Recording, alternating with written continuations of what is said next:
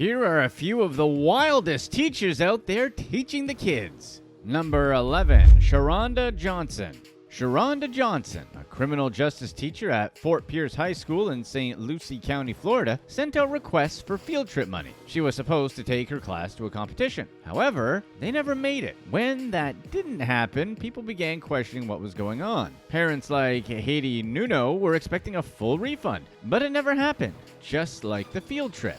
The deception was a big hit to families like Nuno's, as the money wasn't easy to come by. Nuno was quoted in an interview as saying, "I was surprised because it wasn't easy for us to pay $100 a month. It was a shock to know what the teacher did with the money." Ms. Johnson stole the funds for her personal benefit and stiffed the parents and children who paid the money. She blamed bad grades and being unprepared when asked about it. However, it all came crashing down rather quickly after that. All it took was for someone to look at the situation for everything to become clear.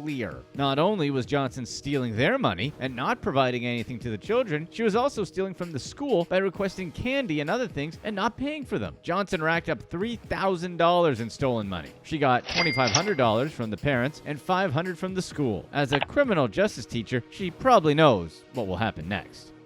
Number 10, Jennifer Beaty. On an average October day in Oklahoma, a happy family decided to sell their home. The family left so their realtors could show their house to potential buyers. One of these buyers was a teacher named Jennifer Beaty, and she had no intention of purchasing the home. Instead, she seemed to be looking for something specific and headed off to the bathroom. After everything was said and done, the family came back to discover that things were missing. They had multiple prescription pill bottles go missing from their bathroom cabinets. One of the bottles was the popularly abused drug hydrocodone. Luckily, the family had a home surveillance system, so it wasn't hard for the police to figure out the culprit. After reviewing the footage, police discovered Beaty was the only one to visit that room. The officer's job was made even easier because Beaty gave her name and number to the realtors when she entered the home. Police arrested and charged her with stealing a controlled substance and stealing from a home. She was also let go by the Mustang School District. Many realtors tell their clients to remove or hide any medications and jewelry during an open house. You'd hope you can trust the people coming inside. Unfortunately, people like Beaty ruin it for everyone. Number 9, Julia White. For 2 years, a Chesterfield County elementary school in Virginia had problems with things disappearing. Baby wipes meant for specific children, books, teaching aids, and even a rug all went missing, leaving everyone searching for answers. Everyone except one woman, a teacher named Julia White. She was stealing items from the school, faculty, and even the children, and then selling them for a profit. Her scheme crumbled when a substitute teacher bought the stolen items off Craigslist. The substitute teacher laid down an alphabet rug on her new classroom floor on her first day. Soon, another teacher came in and remarked how it looked like her missing rug. While the situation was quickly cleared up, it made the substitute suspicious. She asked the staff about the stuff that was missing. The substitute decided to bring in all of the things she had bought from Craigslist, and teachers quickly began identifying things that belonged to them. After this discovery, the police obtained a warrant to search White's property for the missing items. They found some of the stolen goods in her garage, but she'd already sold most of it. After the investigation, White was arrested for her crimes, but this was not the first time. They discovered she'd been arrested for stealing from a Kroger a year earlier and failed to mention it to the school. When all the stolen items were tallied up, it showed White made off with around $3,000 worth of school-related items. She was charged with embezzlement, burglary, petite larceny, and grand larceny. She was let go from her teaching position and left the whole school system shortly after. Number 8, Kelly Greene.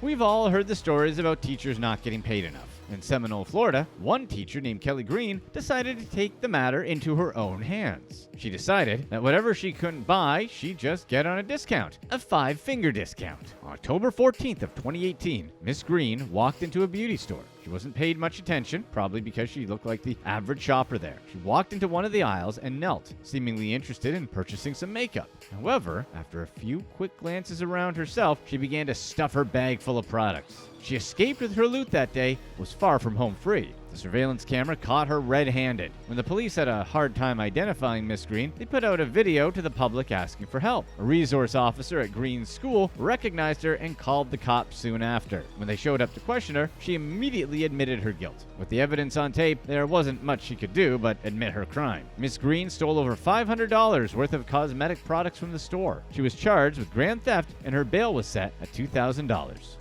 Number 7, Pamela Smart.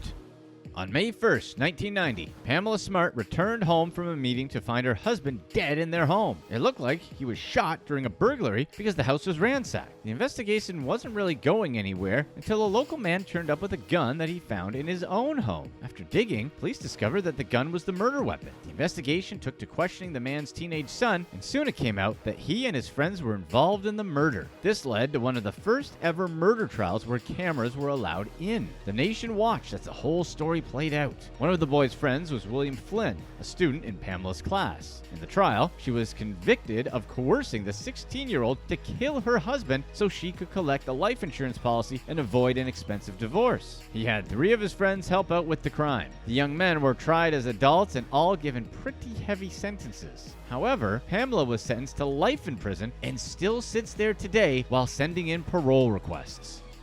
Number 6. Dominique Campbell.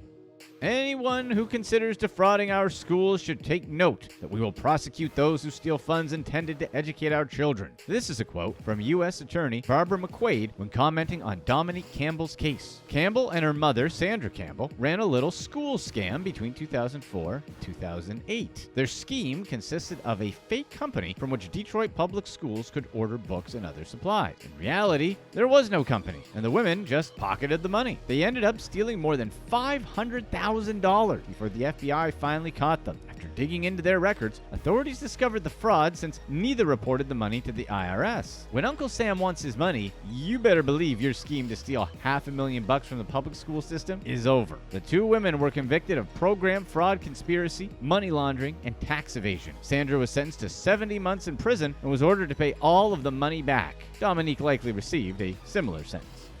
Number 5. Bruce Bagley. Bruce Bagley seemed like nothing more than an ordinary professor at the University of Miami. Most people would take one look at his suit and messy hair and write him off as uninteresting. No one knew that hidden under his mild-mannered facade was a professional money launderer for an overseas criminal. Bagley specialized in Latin American drug trafficking and money laundering. His expert-level status with his subject allowed him to create a consulting company focused on his specialization. A Colombian man named Alex Saab got in touch with him one day and wanted help with getting his son a visa. He also asked Bagley for investment advice. This eventually led to Bagley becoming Saab's money launderer for funds stolen from a Venezuelan food program. Bagley made around $250,000 through his dealings with Saab, but had to pay it back to the government once he was convicted. Bagley got caught up in an undercover sting that revealed all of his dealings with the Colombian criminal. Once in court, he pleaded guilty to his crimes. When he was sentenced, his poor health and old age were considered, and Bagley was given way less than the standard minimum sentence of 4 to 5 years. Instead, he was ordered to spend 6 months in federal prison and had to pay back all of the money he gained through the fraud. Number 4. Laura Ramos. In the words of Polk County Sheriff Grady Judd, Laura Ramos is the lowest of the low. She betrayed her grandmother and took advantage of her in her time of need. Ramos wiped out her grandmother's life savings, and to put a cherry on top, she's a teacher. Ramos was a teacher at Dundee Ridge Middle Academy when she was appointed power of attorney over her grandmother, giving her complete control over Grandma's financials. However, Ramos wasn't alone. There was another person in charge of Grandma's money. For years, Ramos managed her grandmother's accounts with no problems. She handled things like writing checks, withdrawing money, and paying bills. It wasn't until 2018, when the other signer on Grandma's bank account passed away, that things took a turn for the worse. The charges on the grandmother's account went from a very consistent 3 to 6 transactions a month to around 50. At most, the 83-year-old woman was spending just under $1,000 per month on essentials like rent, bills, food, and medication. In just 1 year, that account went from $66,000 to minus $193. The charges went unnoticed until one day in October 2020, when the woman went to get her own mail, she found a PayPal bill with her name on it. She knew something was up and alerted other family members. She quickly discovered her account's negative balance, and her family put in their own money to save her from bankruptcy. The police were called, and after a months-long investigation, determined that Ramos was the thief. She'd maxed out 3 different credit cards in her grandmother's name, draining her of every cent she had. In March, she was arrested at the school she worked at and charged with 6 felonies. Number 3. Megan Jones. In Jacksonville, Florida, Megan Jones, a Duval County teacher, faced a felony charge when a coworker accused her of stealing prescription Adderall. On February 19, 2020, a teacher headed to her purse after lunch at the Duval Charter School. She retrieved a bottle from the bag that was supposed to have 3 pills in it. To her surprise, it was empty. Concerned about where the missing pills could end up, the teacher quickly found the school on-duty officer and told them what had happened. God forbid one of the children took them. The officer decided the best course of action would be to review the surveillance tapes. A quick look at the feed showed the only person to enter the room was Jones, one of the victim's co-workers. Jones asked her for one of the pills earlier in the day. This time, she decided to steal them. Mary was questioned by police on the 21st and arrested that same day. She was later released, and her case was referred to a pre-trial program. This meant that she would likely not see any jail time as long as she followed the rules. Rule number 1, don't steal prescription Adderall from your coworkers. Number 2, Chinese teachers.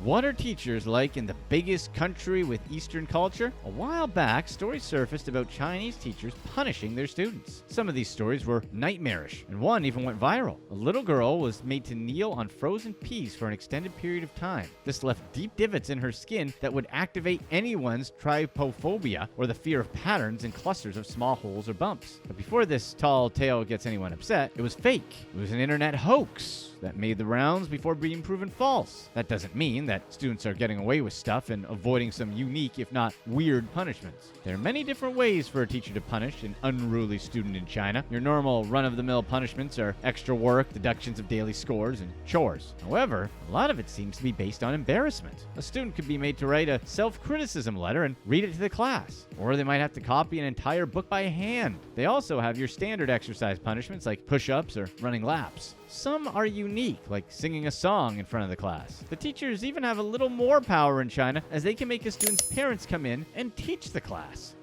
Number 1, Tabitha Lawson.